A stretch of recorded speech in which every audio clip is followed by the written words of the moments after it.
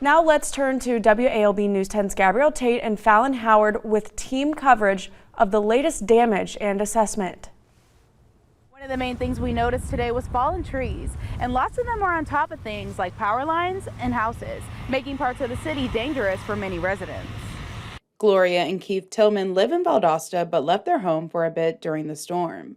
They eventually came back after getting an alarming call from their neighbor. My neighbor across the street called and said, "Keith, your tree is down," which was next to my other neighbors, and it caught the corner of her house. We don't know how bad it is. Easton Warren is the Tillman's neighbor. He says he was standing at his front door when he noticed his neighbor's tree starting to fall.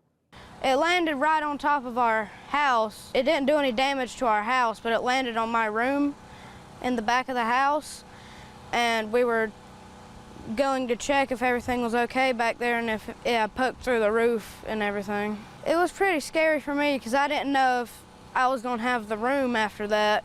The Tillmans say the storm was so bad that it has caused another tree in their yard to uproot, making them unsure whether or not it's safe to stay at their home for the night. We've already called 911, called, an inspector just to see, how far rooted it is, because it's already rooted up and it's still swaying. So we just waiting for somebody to come out to tell us what's the best decision before we get the tree surgeons or whoever out here. We have trees down throughout the county, power lines down throughout the county. Our message right now is encouraging folks to please continue to stay off of the roadways, to allow to get that debris and stuff off of our roadways.